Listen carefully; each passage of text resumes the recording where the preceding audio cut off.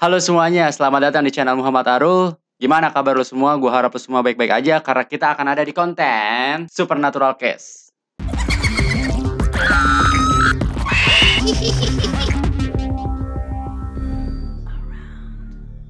Di Supernatural Case kali ini kita bakal ngebahas 5 mitos dan fakta mengenai vampir yang pastinya kalian nggak tahu tentang hal ini. Seperti yang kita tahu mengenai vampir, vampir merupakan tokoh dalam mitologi dan legenda yang hidup dengan memakan intisari kehidupan untuk bertahan hidup. Yang biasa dikonsumsi oleh vampir biasanya dalam bentuk darah dari makhluk hidup lain, terutama manusia. Jadi langsung aja kita ke 5 mitos dan fakta mengenai vampir. Mitos dan fakta pertama, mitosnya vampir dapat mencerna darah yang mereka hisap langsung ke pembuluh darah mereka. Sementara banyak vampir fiksi yang kita ketahui digambarkan dapat menyerap sepenuhnya darah yang tidak tercerna melalui berbagai metode seperti taring hipodermik, pori-pori yang lebih besar di saluran gastrointestinal, fungsi lambung dan sistem pembuluh darah. Faktanya, yang sebenarnya terjadi seperti kelelawar vampir, lintah, dan juga kutu, atau bahkan sama dengan bagaimana kita mencerna makanan kita sendiri.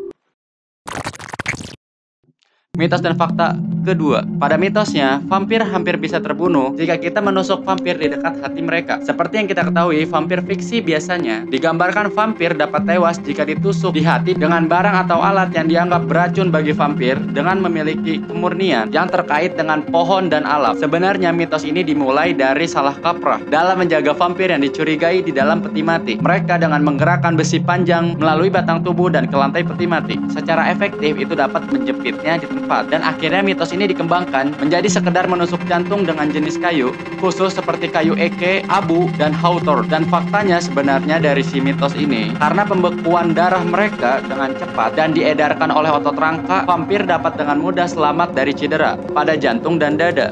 Dan mereka memiliki sedikit kesulitan membebaskan diri dari penajaman. Mereka juga tidak memiliki alergi terhadap kayu atau perak dalam hal ini. Saat kalian melawan vampir, langkah terbaik yang harus kalian lakukan adalah membidik kepala atau tulang belakangnya.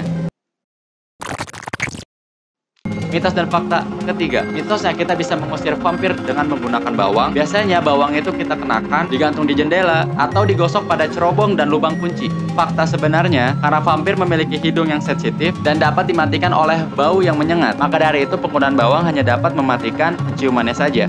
Tentu saja metode pencegahan dengan bawang ini tidak dapat diandalkan, dan tentu saja tidak akan berhasil pada vampir yang berpengalaman. Pada dasarnya bawang hanya mematikan hidungnya, sementara kalian lebih baik menggunakan semprotan merica daripada bawang.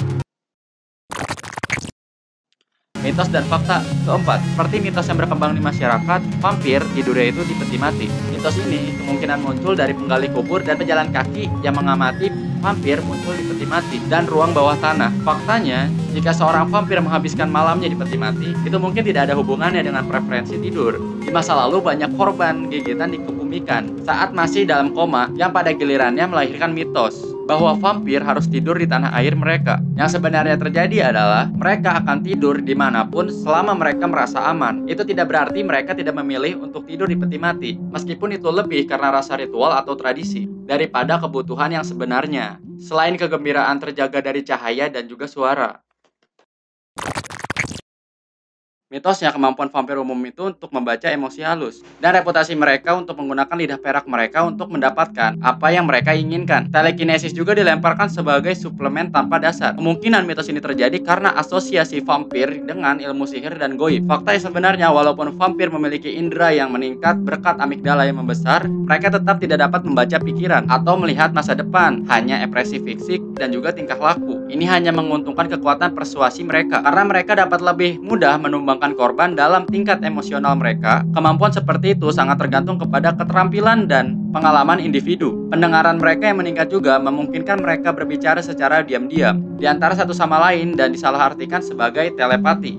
Oke, gue udah ngebahas semuanya mengenai 5 mitos dan fakta mengenai vampir. Seperti yang kita tahu, mitos yang berkembang pada masyarakat ini sangat berbeda dengan fakta yang sekarang kita ketahui. Banyak mitos-mitos yang terlalu dilebih-lebihkan dan juga berasal dari hal-hal yang tidak berdasar. Dan juga masih banyak lagi tentang vampir dari orang yang dianggap sebagai vampir, raja yang diduga sebagai vampir, dan juga fakta-fakta lainnya masih banyak tentang vampir. Jika kalian menyukai video ini atau mau gue melanjutkan video mengenai vampir ini, kalian bisa like video ini dan juga kalian bisa share dan juga subscribe. Gue bakal ngelanjutin video ini ketika like-nya ini banyak. Jadi makasih buat kalian yang udah nonton sampai habis. Jangan lupa subscribe, like, dan juga share. Di sini Arul, bye.